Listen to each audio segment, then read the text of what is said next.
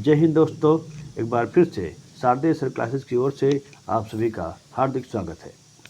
हम लोग PYQ series में चर्चा कर रहे थे भारतीय संविधान और CPC यानी कि सिविल प्रक्रिया संहिता के प्रश्नों पर।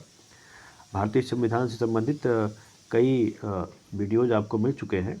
आज हम सिविल प्रक्रिया संहिता के प्रश्नों को लेकर उपस्थित हुए हैं। तो आइए शुरू करते हैं आज की चर्चा। इसके पहले दो वीडियो CPC पर बन चुके हैं, ये तीसरा वीडियो है। तो प्रश्नों की संख्या यहाँ 44 से शुरू हो रही है। प्रश्न है, न्यायालय के धन संबंधी क्षेत्राधिकार की चर्चा की गई है। ऑप्शन हैं सिविल प्रक्रिया संहिता की धारा 6 के अंतर्गत, सिविल प्रक्रिया संहिता की धारा 5 के अंतर्गत, सिविल प्रक्रिया संहिता की धारा 4 के अंतर्गत या सिविल प्रक्रिया संहिता की धारा 3 के अंतर्गत। ये जो है झारखंड सिविल जज परीक्षा 2015 में पूछा गया है इसे। उत्तर है ए ऑप्शन, यानी कि सिविल प्रक्रिया संहिता की धारा 6 के अंतर्गत। सिविल प्रक्रिया संहिता के अंतर्गत एक पक्षकार जो व्यवहार प्रकृति का विवाद रखता है, उसे यह अधिकार है कि वह वाद प्रस्तुत कर सकता है यदि वाद का संज्ञान ऑप्शन से अव्यक्त रूप से वर्जित नहीं है, विवक्षित रूप से वर्जित है, अभिव्यक्त एवं विवक्षित रूप से वर्जित है, इनमें से कोई नहीं। ये MPCJ 2016 में पूछा गया है।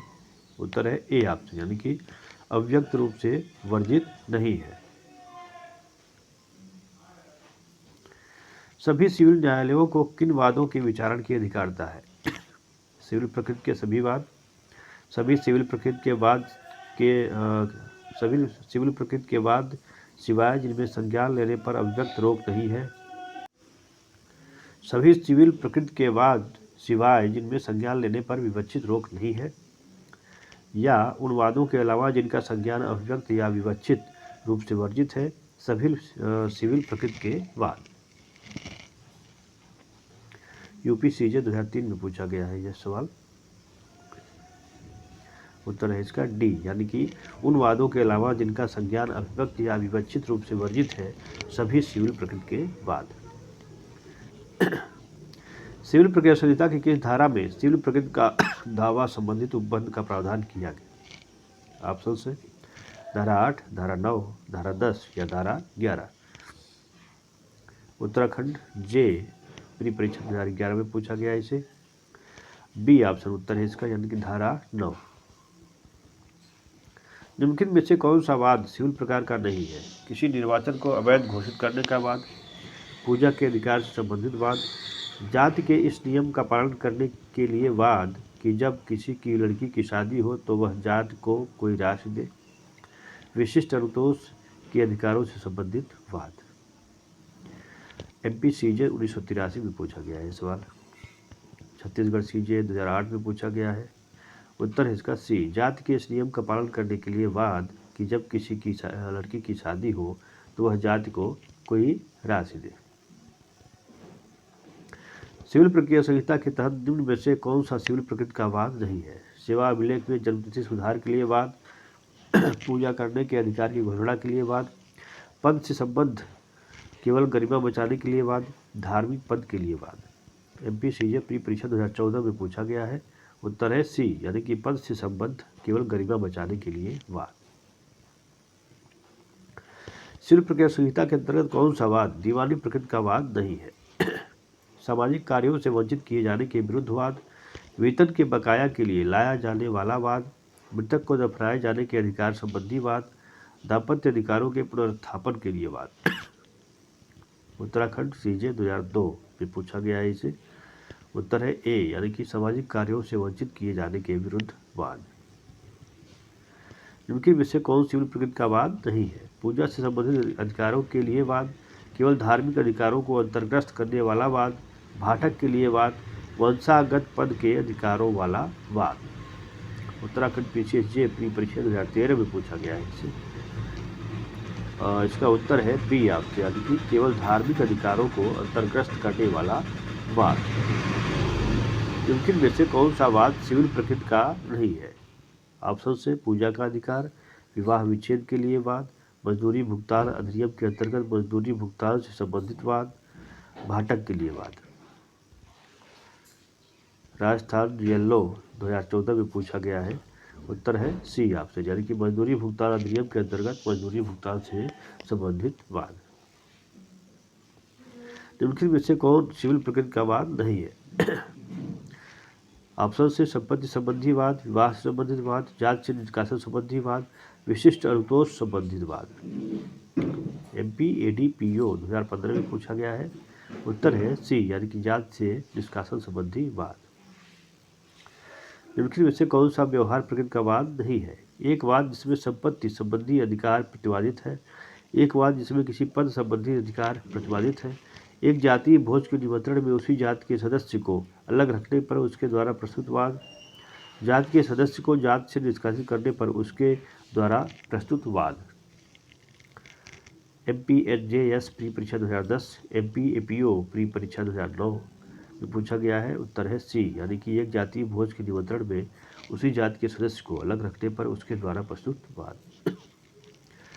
निम्नलिखित में से कौन दीवानी प्रकृति का वाद नहीं है? पूजा के अधिकार संबंधित वाद, भागीदारी से संबंधित वाद, कॉमन लॉ राइट से संबंधित वाद, राजनीतिक प्रश्नों से संबंधित वाद। उत्तराखंड PCSJ प्री परीक्षा 2012 में पूछा गया है इसे। उत्तर है डी, यानी कि राजनीतिक प्रश्नों से संबंधित वाद। निम्नलिखित में से कौन सा दीवानी प्रकृति का वाद नहीं है? संपत्ति संबंधी अधिकार से संबंधित वाद, भाड़े के लिए वाद, स्वैच्छिक भुगतान अथवा चढ़ावे की वसूली के लिए वाद, सेवा से बर्खास्तगी के विरुद्ध वाद। झारखंड CJ 2008 में पूछा गया है। उत्तर है सी, स्वैच्छिक भुगतान अथवा चढ़ावे की वसूली के लिए वाद। निम्न में से कौन सा वाद सिविल प्रकृति का नहीं है? अनुवांशिक पद के अधिकार के लिए वाद, फ्रेंचाइज आम चुनाव में नागरिक का वोट डालने का विशेषाधिकार के लिए वाद, स्वैच्छिक भुगतान अथवा चढ़ावे की प्राप्ति हेतुवाद, पूजा के अधिकार हेतुवाद। UPCJ 2015 में पूछा गया है इसे। उत्तर है सी आपसे, यानी कि स्वैच्छिक भुगतान अथवा चढ़ावे की प्राप्ति हेतु वाद। निम्नलिखित में कौन सा सिविल प्रकृति का वाद है? मात्र गरिमा या सम्मान को कायम रखने के लिए वाद, लेखा के लिए वाद, स्पष्ट रूप से कुछ अधिनियम द्वारा वर्जित वाद, राजनीतिक सवालों से संबंधित वाद। झारखंड CJ प्री परीक्षा 2015 में पूछा गया है। उत्तर है बी आपसे, यानी कि लेखा के लिए वाद। सिविल प्रक्रिया संहिता 1908 की धारा 10 के अधीन किसी वाद के इसके समक्ष लंबित रहने के दौरान न्यायालय दूसरे वाद को, ऑप्शन ए है, ग्रहण और इसका विचारण कर सकता है, ऑप्शन बी, ग्रहण और इसका विचारण नहीं कर सकता, ऑप्शन सी, ग्रहण तो कर सकता है पर उसके विचारण की कार्रवाई नहीं कर सकता, ऑप्शन डी है, न तो ग्रहण कर सकता है और न ही कार्रवाई कर सकता है। राजस्थान GS प्री परीक्षा 2011 में पूछा गया है इसे। उत्तर है सी, ग्रहण तो कर सकता है पर उसके विचारण की कार्रवाई नहीं कर सकता। न्यायाधीन विषय रेस सब जुडिस शब्दावली से अभिप्राय है क्या है? ऑप्शन से यहाँ पे वाद का रोक दिया जाना, अपील का रोक दिया जाना, आवेदन का रोक दिया जाना या निष्पादन का रोक दिया जाना। उत्तराखंड PCSJ प्री परीक्षा 2014 में पूछा गया है इसे। उत्तर है ए, यानी कि वाद का रोक दिया जाना। निम्नलिखित में से कौन से संयोजन सही सुमेलित नहीं है? विचाराधीन धारा 11, प्राग्न्याय धारा 10। इसको कोर्ट की सहायता से उत्तर देना है। उत्तर देख लेते हैं इसका। बी ऑप्शन सही है इसका। 1, 2, 4, 1, 2, 4 सही सुमेलित नहीं है। 1, 2, 4 मतलब कि नीचे दिए गए कोड की सहायता से सही उत्तर दीजिए। सही सुमेलित नहीं है। 1, 2, 4 विचाराधीन, प्राग्न्याय और साक्षी को समन सही सुमेलित नहीं है। निर्णय और डिक्री धारा 33 सही सुमेलित है। UPCJ 2003 में इसे पूछा गया है। सिविल प्रक्रिया संहिता की धारा 11 के प्रावधान किससे संबंधित है? प्राग्न्याय, पूर्व न्यायाधीन, कार्डिसी आदेश, विदेशी निर्णय। छत्तीसगढ़ CJ 2016 में पूछा गया है। उत्तर है इसका ए ऑप्शन, यानी कि प्राग्न्याय। धारा 10 व्यवहार प्रक्रिया संहिता संबंधित है किससे? विचाराधीन मामला, पूर्व न्याय, मध्यवर्ती लाभ, उपरोक्त में से कोई नहीं। राजस्थान जेएलओ 2014 में पूछा गया है। उत्तर है ए, यानी कि विचाराधीन मामला से संबंधित है। दीवानी प्रक्रिया संहिता की धारा 10 में प्रदत्त विचाराधीन वाद का नियम पश्चातवर्ती वाद के विचारण को रोकता है, पूर्ववर्ती वाद के विचारण को रोकता है, सभी परिस्थितियों में पूर्ववर्ती और पश्चातवर्ती वादों के साथ साथ सुनवाई को रिवायत करता है, पश्चातवर्ती वाद को संस्थित होने से रोकता है। MPAPO प्री परीक्षा 2009 में पूछा गया है। उत्तर है ए आपसे, यानी कि पश्चातवर्ती वाद के विचारण को रोकता है। निम्न शर्तों में से एक शर्त संहिता की धारा 10 के अंतर्गत वाद स्थगित करने के लिए आवश्यक नहीं है, बताइए।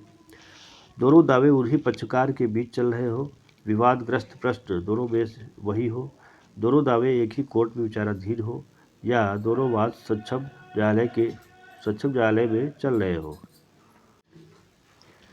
MPCJ 1983 में इसे पूछा गया है। उत्तर इसका सी ऑप्शन, यानी कि दोनों दावे एक ही कोर्ट में विचाराधीन हो। ये थे कुछ प्रश्न CPC से। आगे फिर से कुछ नए प्रश्नों के साथ उपस्थित होंगे। जय हिंद।